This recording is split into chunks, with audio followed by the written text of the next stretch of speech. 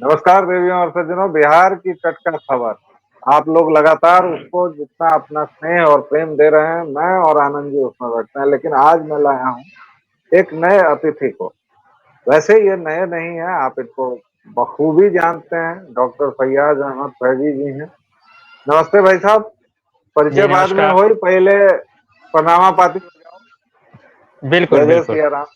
जय जय सिया राम। तो फैजी भाई के कई रूप हैं, जो एक दो मुलाकात में आप जानते हैं। जैसे ये डॉक्टर हैं आले दर्जे के, उसके अलावा पसमानदा आंदोलन के वरिष्ठतम कार्यकर्ताओं में है, मतलब लंबे समय से इनकी निगाह है। और जब लोग ये नहीं जानते थे कि पसमानदा क्या होता है, लोग आज भी बहुत कम जानते हैं, लेकिन अब कम से कम इन लोगों के प्रयास से बहुत लोग जानने लगे। और बिहार में का बा, तो बिहार में चुनाव बा। हालांकि ये भी इहो गलते भोजपुरी बा का हो कि बिहार में का बा। बिल्कुल। हुँ। बिहार में का बढ़िया भोजपुरी नहीं थे, लेकिन खैर चला, ना, अब ना। यह चल गई बात। तो बिहार में होता चुनाव, और चुनाव के जी। दौरान अगर वोट के बांट बखरा हम सब एकदम निचरला दर्जा पर उठल के ना चली, तो पत्रकार कोना नाम के सब जगह जी, जात बिल्कुल। के दुकान खोली, धर्म के कुछ दुकान खोली, जोनो टीवी चैनल खोली। आ हमरा आजकल एगो बीमारी भइल बा जे अब हम बीच में कबो भोजपुरी सुन ले, कखनो हम भोजपुरी सब मैथिली में बाजे लगे छे, आ कखनो बीच बीच में तो हिंदी चलते रहे छे। एहि लेल हाँ। जे बिहार में अखन चुनाव छे, लेकिन ओहि चुनाव के सर्वाधिक साइलेंट जे वोटर होइ छे वो होइ छे मुसलमान। और मुसलमान के ऊपर बहुत तरह के छवि है, जना वो ब्लॉक वोटिंग करता है, वो एंटी बीजेपी वोटिंग करता है, ये सब हम लोग जानते हैं। लेकिन क्या ये सच है, और ये बात कौन बताएगा हमें? तो हमें बताएगा उस समाज का एक प्रतिनिधि, और उसी प्रतिनिधि को मैं लाया हूँ। कोई अशराफ या कोई जो दावा करता है कि वो सीधा अरब से पैराशूट लैंडिंग किया है, वो व्यक्ति भारत के बारे में, भारत के समाज के बारे में है। तो डॉक्टर साहब, आपका स्वागत है। और यह जी, दुखद जी, है, बहुत-बहुत लेकिन धन्यवाद। लेकिन हमारे लोकतंत्र की विडंबना है, कुरूपता है कि चुनाव आइल ना कि जात के धर्म बांट बखरा होके लागेला। बुझाइल कि ना? ये बात जी, बहुत बिल्कुल। दुखद बा, लेकिन ये साँचे बा। मुसलमान किधर जाएंगे? क्या जो बिहार पसमानदा आंदोलन की जननी रहा है, जहाँ से शुरुआत एक तरह से हुई है, थोड़ा सा उसके बारे में बताइए। और बाकी बताइए कि इस बार मियाँ भाई लोग क्या करेंगे? जी। जी, देखिए बहुत ही महत्वपूर्ण प्रश्न है। अब मैं थोड़ा-सा प्रकथन के रूप में कुछ बातें कहना चाहूँगा। जहाँ तक जो अभी मौजूदा सरकार है नीतीश जी के नेतृत्व में, तो एमवाई एक समीकरण था लालू जी का, मुस्लिम और यादव का।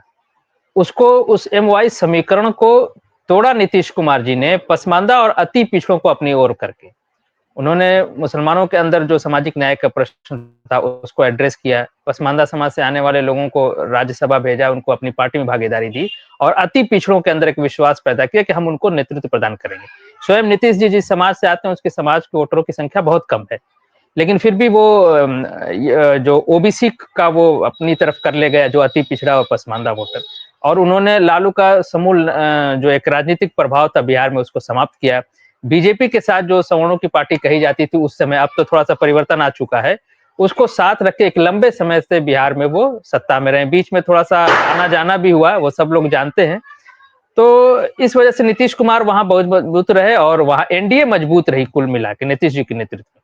लेकिन पिछले चुनाव में थोड़ा-सा परिवर्तन हुआ था और पिछला चुनाव आप देखेंगे, हालाँकि उसमें नीतीश जी मुख्यमंत्री रहे, वो तीनों प्रमुख पार्टियों में आप राष्ट्रीय जनता दल यूनाइटेड और भारतीय जनता पार्टी की बात करें, तो नीतीश जी की पार्टी इन तीनों में सबसे कम सीट लेके आई थी। फिर भी वो मुख्यमंत्री बने और उन्होंने एक ठीक-ठाक शासन और सुशासन की जो बात की जाती है, बिहार के डेवलपमेंट और विकास की जो बात की जाती है, उसका क्रेडिट निस्संदेह नीतीश जी को जाता है, इसमें कोई दो राय नहीं है। तो एक बहुत बड़ा मुसलमानों का वर्ग, जो पसमानदा जिसको हम लोग कहते हैं, वो कुल मुस्लिम आबादी का लगभग 90% होता है, उसका वोटर हमेशा अति पिछड़ा और पसमानदा नीतीश जी को वोट करते थे।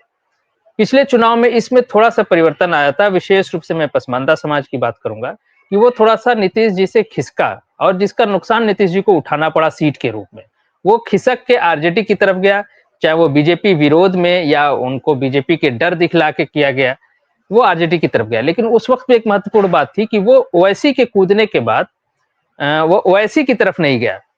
उसने सांप्रदायिक आधार पर वोटिंग नहीं की, उनको एंटी बीजेपी या जो भी किया उसने किया। अब इस वक्त जो चुनाव बिहार का है, मुझे तो समझ ही में नहीं आ रहा। मैं लगातार सीट बंटवारे पे नजर रख रहा हूँ, कभी शाम को कोई सीट आ जा रही है, शाम को किधर आ जा रहा है, कोई कहीं चुनाव लड़ जा रहा है, किसी का कहीं से पर्चा वापस हो जा रहा है। तो बड़ा गड़बड़ की स्थिति है दोनों तरफ से। हालांकि बिखराव ज्यादा महागठबंधन की तरफ, आरजेडी के नेतृत्व की तरफ दिख रहा है।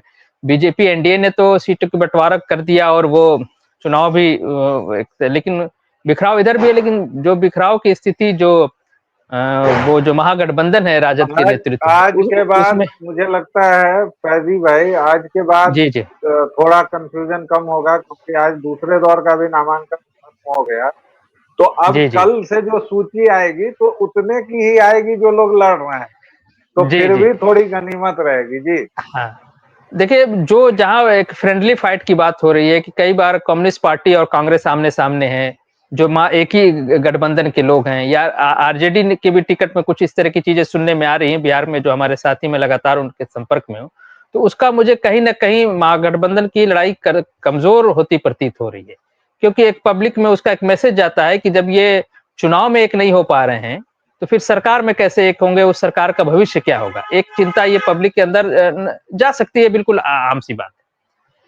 दूसरी चीज, लेकिन मुझे जो लग रहा है नीतीश कुमार के कमजोर होने से, क्योंकि इधर वो बीमार भी हैं, या उनके बारे में मीडिया में जो खबरें आ रही हैं, या टिकट बंटवारे में जो ये बातें उभर के आई हैं कि नीतीश कुमार का बहुत दखल नहीं रहा है उसमें, उससे जो उनको नेता मानता है, जो अति पिछड़ा समाज है, ये पसमानदा समाज है, वो कहीं न कहीं थोड़ा उसके अंदर निराशा दिख रही है। ये मेरे पास खबर कई जगह से आई।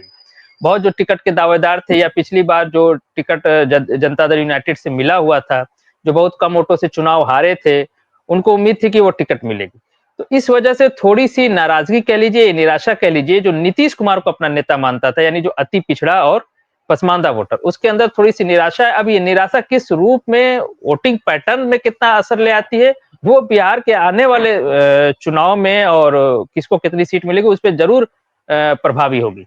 तो मुझे लगता है कि देखिए ये जी चुनाव, मैं बोल दूं पूरी बात, ये चुनाव जी मुझे जी जी लगता है कि धीरे-धीरे आरजेडी बनाम बीजेपी होती जा रही है।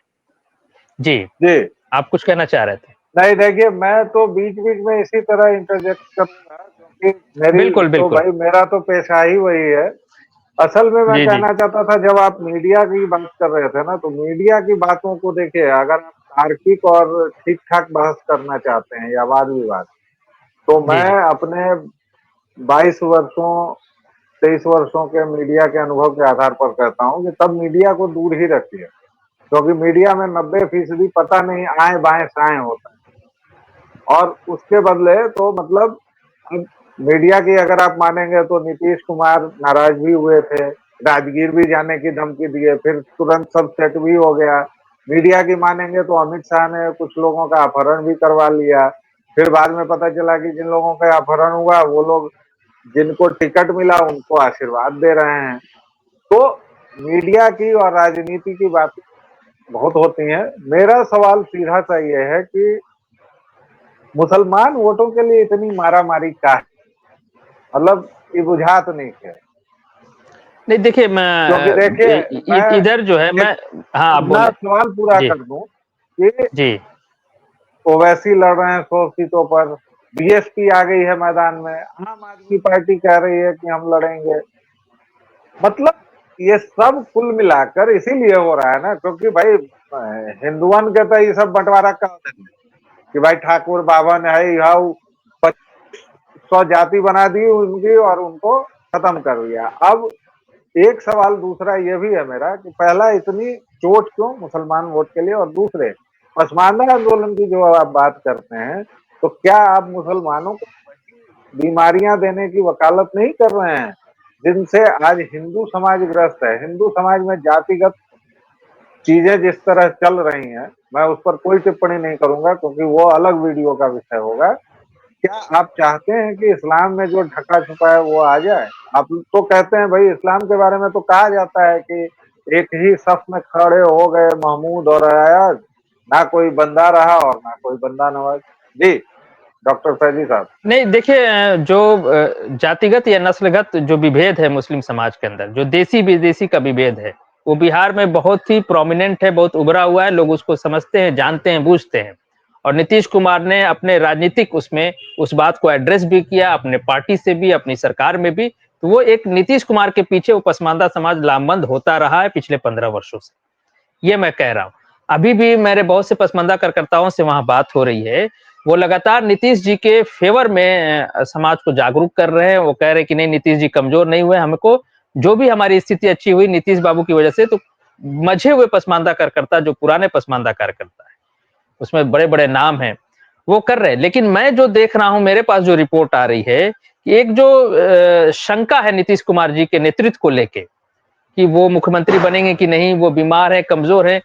अपने नेता को कमजोर होते हुए देख के समाज के अंदर, और सिर्फ ये पसमानदा के अंदर नहीं, ये अति पिछड़े के अंदर भी ये चीज हो रही है। इसीलिए मैंने कहा कि अब वो वोट में किस तरह परिवर्तित होता है, ये एक देखने वाली बात है। दूसरी चीज, एज होल मुस्लिम की अगर हम बात करेंगे, जैसे आपने कई पार्टियों का के आम आदमी पार्टी का, बहुजन पार्टी का, लेकिन वैसी भी प्रभावी नहीं हो पा रहे। पिछली बार भी वो उस तरह से प्रभावी नहीं हो पा रहे थे, पिछली बार उनका ज्यादा हल्ला था। लेकिन आप देखेंगे कि सीमांचल के इलाकों में वो 5 सीट जीत के भी आए, उसमें से 4 आरजेडी की तरफ भाग गए। तो मुझे लगता है कि इस बार भी वैसी फैक्टर प्रभावी नहीं होने वाला है।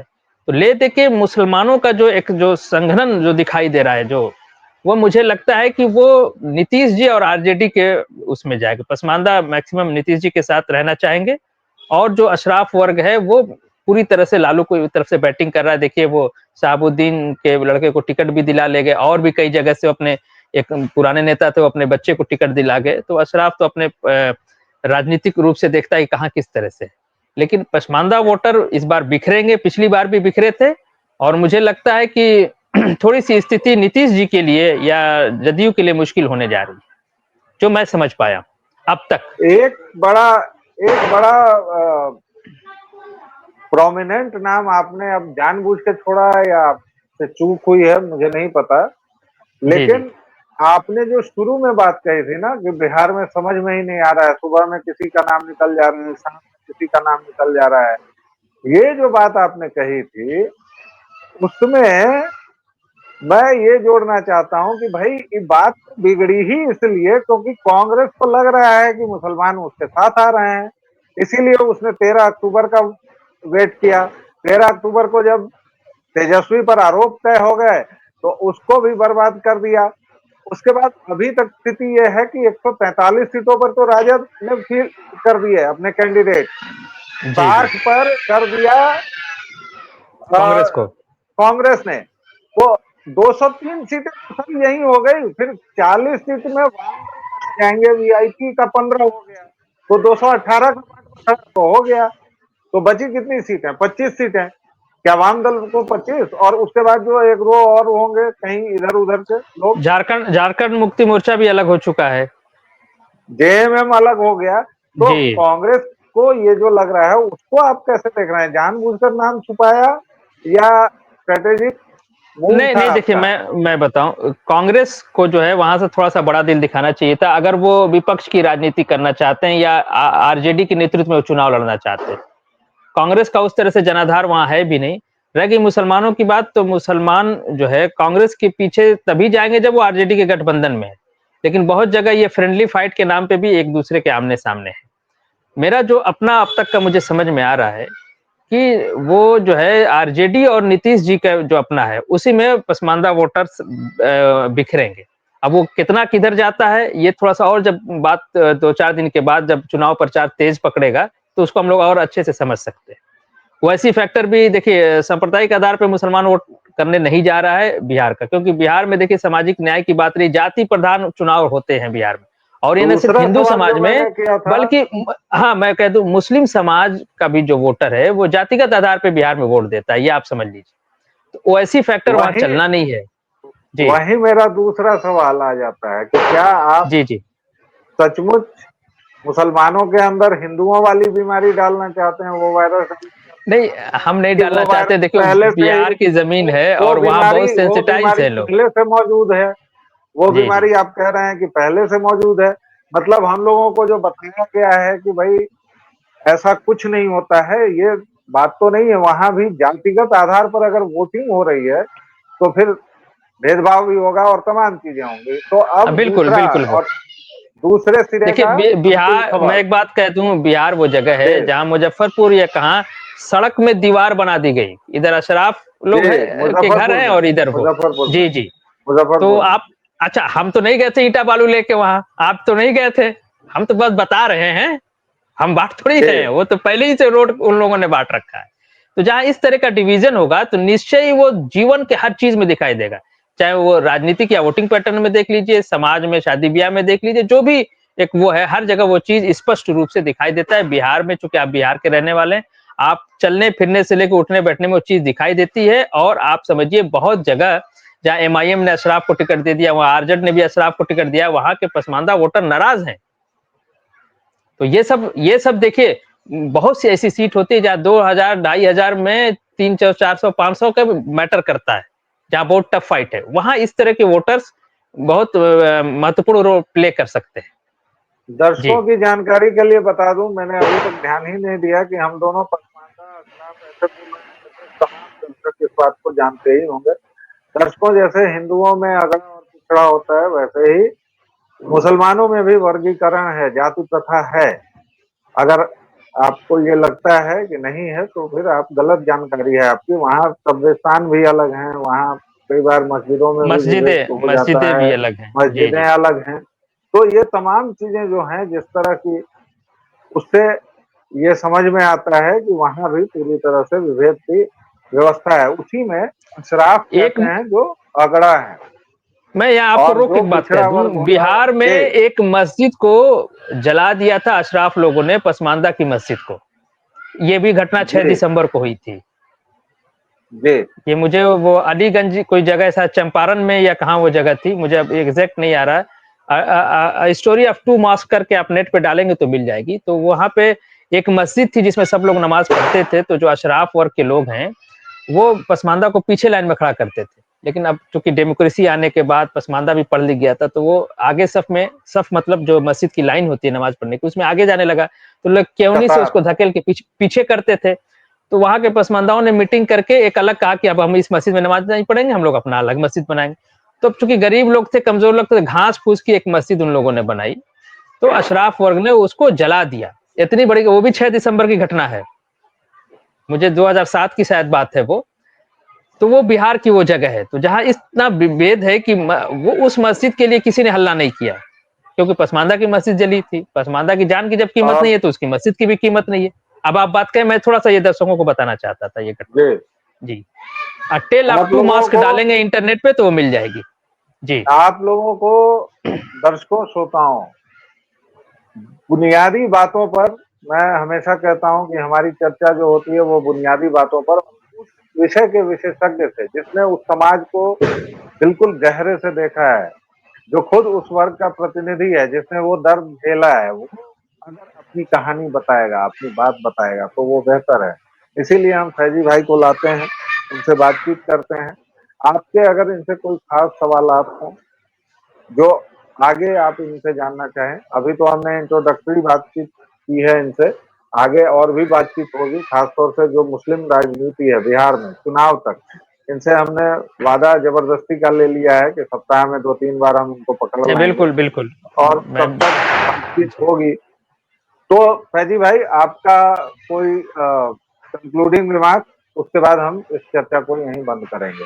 बिहार की मैं आप राजनीति और मुसलमान, मैं आप ही पसमानदा मैं मुसलमान। जी आप ही की बात को रिपीट करना चाहूंगा कि आपने कहा कि नहीं, आज आखिरी दिन था और आज के बाद थोड़ी सी स्थिति स्पष्ट हो जाएगी कि कौन किस खाने में है, कौन किस पाले में है। जी तो थोड़ी सी और स्थिति जब स्पष्ट होगी तो हम लोगों को और बात करने में आसानी होगी। कि जब जब एक लाइन बन जाएगी तो उस पर हम लोग और बात करेंगे। अभी जो स्थिति थी उस पर हम लोगों ने जी चर्चा किया, तो वो मैं जी समझता हूँ कि वही कंक्लूडिंग रिमार्क है, हम लोगों ने उस पर बात की। तो इस स्थिति और जब स्पष्ट होगी तो जैसा कि आपने कहा है तो हम भी आएंगे, हम लोग इस पर बात करेंगे। तो देवियों, दर्शकों, श्रोताओं, सज्जनों, आपको ये चर्चा कैसी लगी बताइएगा। और इस तरह के और किन विषयों पर आप बातचीत सुनना चाहते हैं वो भी बताइएगा। व्यालोकवाणी पर आप परस रहे हैं, प्लीज उसमें हमें भींगने का मौका दीजिए, हमें बड़ा अच्छा लग रहा है। लाइक शेयर सब्सक्राइब करते रहें। फिलहाल लेंगे एक छोटा सा विराम, छोटे से ब्रेक के बाद फिर मिलेंगे। तब तक के लिए ख्याल रखें अपने स्वास्थ्य का, अपने घर जी का। दीपोत्सव की बहुत बहुत शुभकामनाएं। जय सिया राम। जी, जय श्री राम।